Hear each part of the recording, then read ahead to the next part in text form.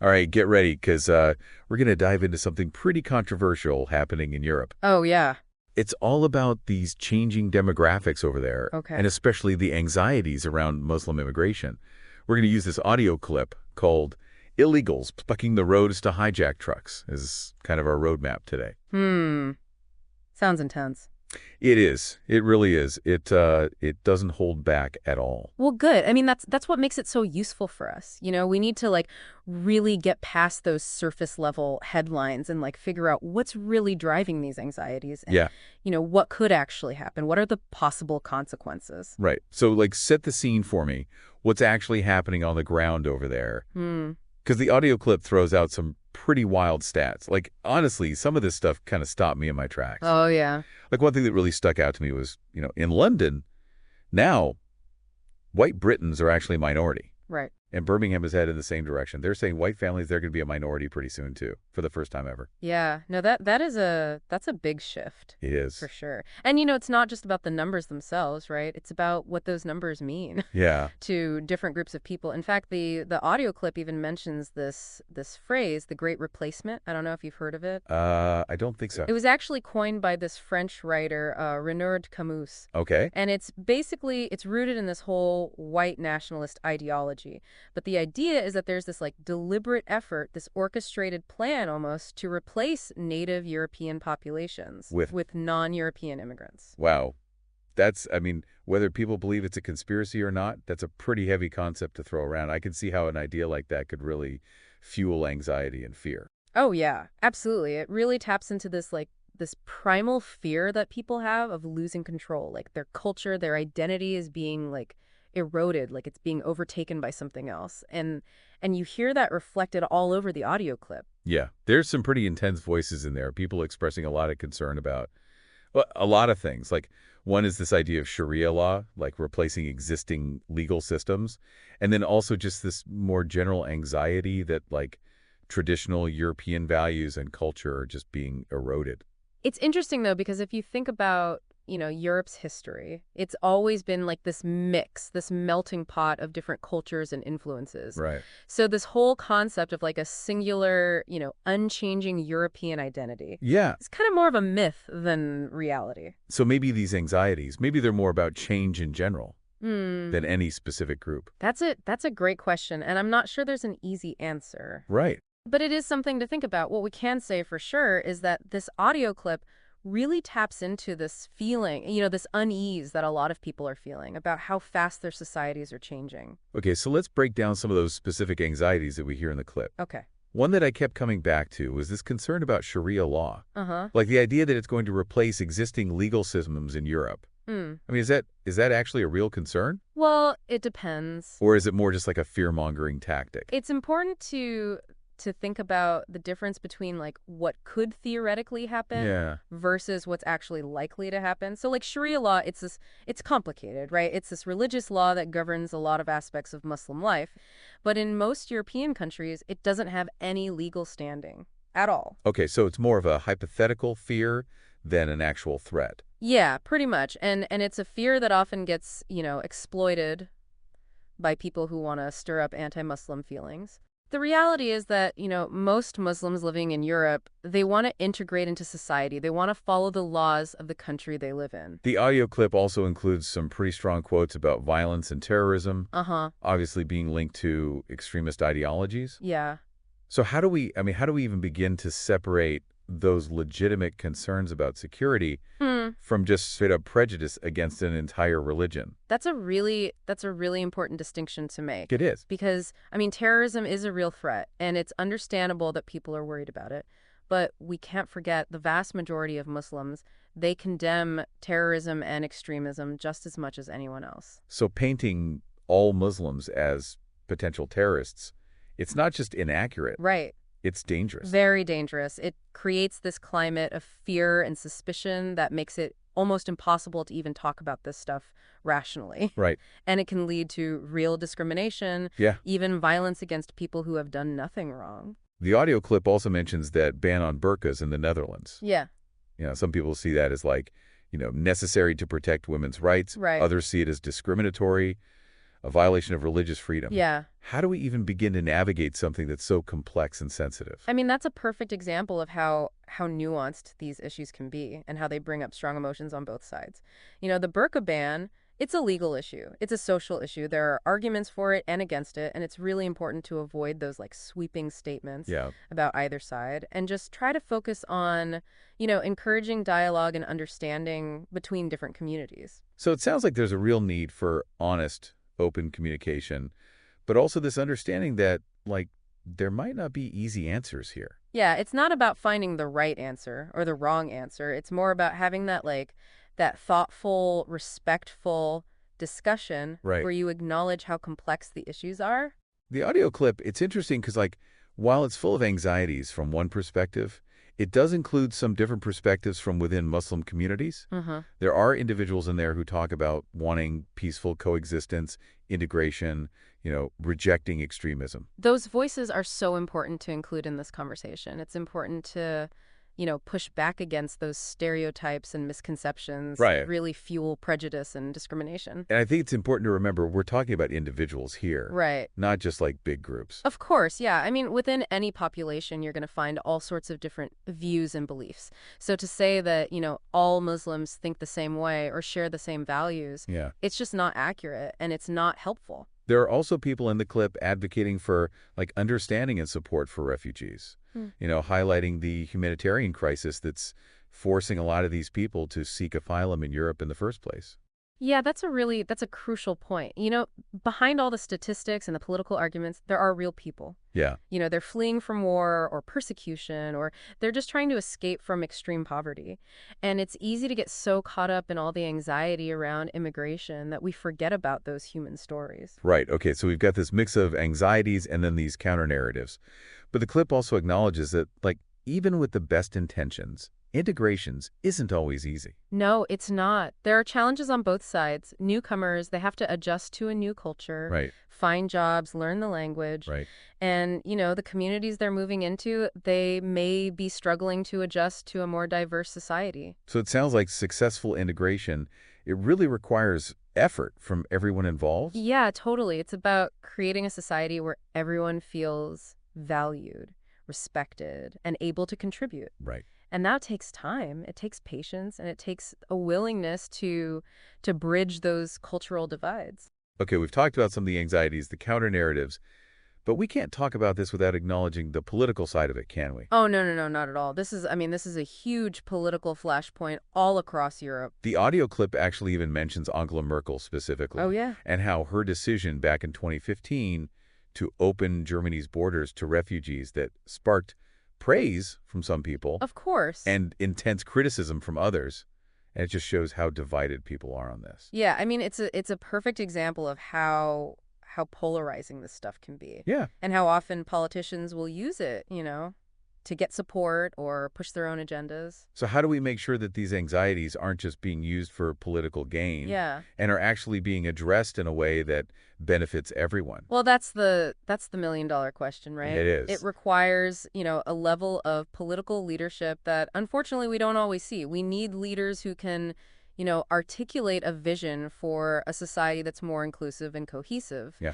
Who can, address people's concerns but also promote tolerance and understanding at the same time. It's tough. Okay, so let's step back from those immediate reactions and the political back and forth Okay. and think a little deeper about this.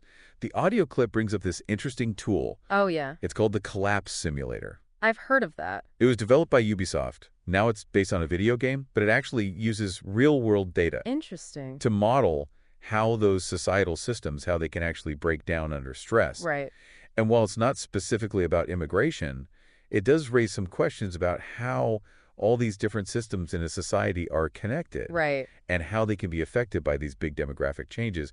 So is it basically like a warning sign? Like, hey, if we don't get a handle on this stuff, things could really go off the rails. I wouldn't say it's like predicting doom or anything, Okay. but it is a call to action, Yeah. It says, hey, it's important to be prepared, to have, strong systems in place that can handle unexpected crises. Whether those are caused by, I don't know, pandemics Yeah. or natural disasters, Right. or potentially these large-scale social or demographic shifts. Okay, so we've talked about a lot here. The anxieties around Muslim immigration, the political dimensions, the possible consequences of these demographic changes. But I gotta say, I'm still kind of stuck on the title of that audio clip. Illegals blocking the roads to hijack trucks. What's the story there? What were they trying to hijack, and why? That's a good question, and we're definitely going to unpack that specific incident and what it means in the bigger picture in part 2 of our deep dive, so stay tuned. Yeah, that title, Illegals Blocking the Roads to Hijack Trucks, it's definitely meant to grab your attention. Yeah, it does. It makes you think about, like, chaos, Hmm. lawlessness. Yeah, but the audio clip itself doesn't really explain, like, what actually happened. Right. So what's the story there? What were they trying to hijack? Well, if you kind of piece together what they say in the clip and do a little more research, Yeah. it seems like they're talking about these incidents where groups of migrants, often, feeling desperate, Yeah. disillusioned, they were trying to stop trucks on these major highways across Europe. Okay, so not like hijacking, like stealing the whole truck, No, but more like trying to force their way on. exactly. Trying to get a ride, basically. Be smuggled across borders, reach a destination where they think they'll have a better life. Yeah, I could see how that would cause a lot of disruption Mm. and fear, especially for the truck drivers who are being targeted. Oh, yeah, for sure. And the audio clip really plays on that fear, right? It uses these incidents to paint this picture of migrants as like this threat Hmm. to public safety and order. And it feeds into all those anxieties we were talking about earlier Yeah. about borders being overrun and systems breaking down. It's interesting, though, how the audio clip connects these incidents with, the calls for Sharia law and the warnings about Muslim domination. Right. It's like they're trying to create this link between migration and this, like, threat to Western civilization. Yeah, you're picking up on something really important there. That's a tactic that's used a lot by people who are trying to exploit those anxieties about immigration Yeah. for political gain. They create this narrative, us versus them, Mm-hmm. where migrants, and especially Muslim migrants, are portrayed as this like existential threat to European culture and values. So it goes beyond just, like, economic concerns or worries about social services being stretched thin. It becomes like this apocalyptic vision Right. of a Europe overrun by Islam. Exactly. And that kind of talk, it can be really dangerous Yeah, because it dehumanizes migrants right. and it creates a climate of fear and intolerance. The audio clip also spends a good chunk of time talking about the problems that countries like Sweden are facing. Yeah. They've been pretty open to immigration, and the clip highlights concerns about crime rates, declining test scores in schools, that kind of thing, a strain on social services. Those are legitimate concerns. Any country that takes in a lot of immigrants is going to have challenges Yeah. integrating those newcomers into society. But is it fair to say that, like, all of those problems are because of immigration? That's where things get complicated because blaming complex social issues, things like crime or how kids are doing in school, Right. solely on immigration, that's just too simple. It's often misleading. There are always a lot of factors at play. So how do we, like, separate all those factors and have a more nuanced conversation about what immigration's real impact is? Well, you have to look at the data, Mhm. the evidence, instead of just relying on stories or generalizations, Yeah. We need to look at the research, the statistics, the long-term trends. For example, the audio clip talks about this 15% increase in violent crime in Sweden since 2010. Yeah, they do. But it leaves out the fact that crime rates there were actually dropping steadily for years before that. So we need to look at the bigger picture, Right. not just focus on things that support a certain narrative. Exactly. And you got to watch out for claims that just confirm what you already believe, Yeah. The audio clip also talks about this rape epidemic in Sweden. Yeah. That's linked to immigration, but that claim has been debunked over and over by Yeah. fact checkers and researchers. So, It seems like there's a lot of misinformation out there and fear-mongering, shaping how people see immigration. Oh, absolutely. And that's why it's so important to think critically. Yeah. Be skeptical of information that just plays into your prejudices. Be willing to look at different perspectives. It's also important to remember that there are, like, positive stories about immigration, too. Right. Stories about people integrating successfully, contributing to their new communities, Yeah. cultural enrichment, all that. You're right. Immigration has historically been a source of energy and new ideas for Europe, bringing in new skills, new perspectives, and those contributions often get lost in all the negativity. So how do we, change that? Mm. How do we highlight the good stuff Without ignoring the challenges. It's about finding that balance, right? Having an honest conversation Yeah. where you acknowledge both the benefits and the challenges of immigration. It's about recognizing that diversity can be a strength, not a weakness, Hmm. and that building a shared future means that we have to respect each other and be willing to embrace change. Okay, but the audio clip also paints this pretty dark picture of the future. Predictions about Europe becoming, like, dominated by Islam and Western civilization crumbling. Right. But those predictions are usually based on, fear of the unknown, nostalgia for a simpler past, and just a lack of faith in our ability to adapt and change as societies. But the truth is, societies are always changing, right? It's the only constant. Exactly. And the future of Europe, it's not set in stone. It depends on the choices we make today, on how we respond to the challenges and the opportunities. Of these demographic shifts. Right. So how do we make sure that we're making those choices with, like, wisdom and compassion and not fear and prejudice? That's the question we'll explore in the last part of our deep dive. Yeah. We'll look at some potential solutions, some strategies, Okay. paths forward that might help us deal with these issues in a way that benefits everyone in Europe. Okay, I'm really curious to hear what those solutions might be. Stay tuned, listeners. We'll be right back for the final part of our deep dive into Europe's changing demographics. So we've spent the last two parts really digging into those anxieties around Europe's changing demographics, Yeah, especially when it comes to Muslim immigration. right.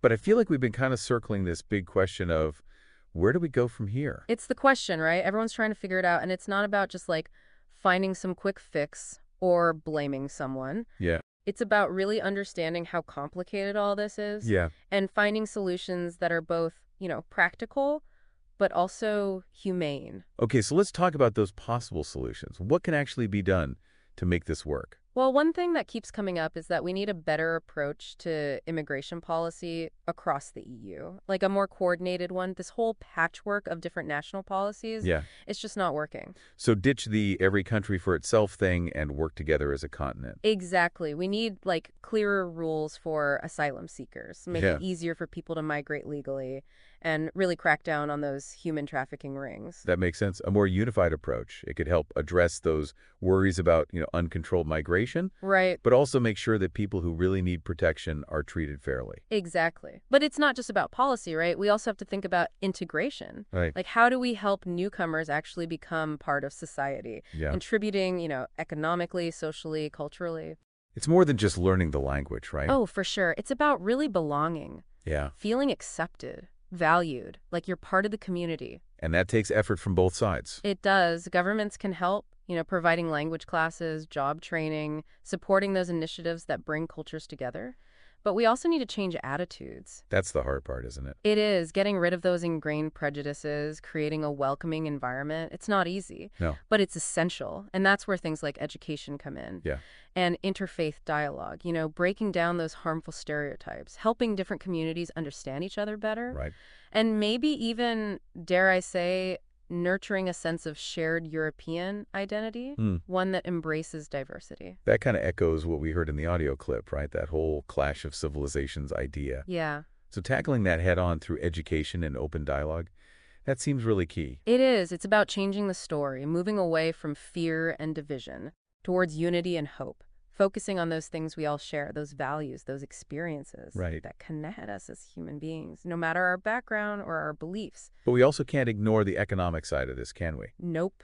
People are worried about jobs, about social services being stretched too thin. Those are real concerns. Yeah. We have to make sure that immigration policies benefit everyone, not just newcomers. Right. So that could mean, focusing on attracting skilled migrants, filling those gaps in the job market, investing in education and training for everyone, Right. and dealing with that whole issue of undeclared work so that everyone's contributing fairly. So it's not about shutting down immigration completely. It's about managing it Yeah. thoughtfully, strategically. Exactly. And remember, immigration can be a good thing for the economy. Right. It can bring new businesses, new ideas, a more diverse workforce, all that. It sounds like it all comes down to finding that balance, managing immigration in a way that helps everyone, newcomers and people who have been there for generations. Yeah, that's really it. Creating a future where everyone feels like they belong, where everyone has opportunities, and where everyone feels safe. No matter where they came from. Right.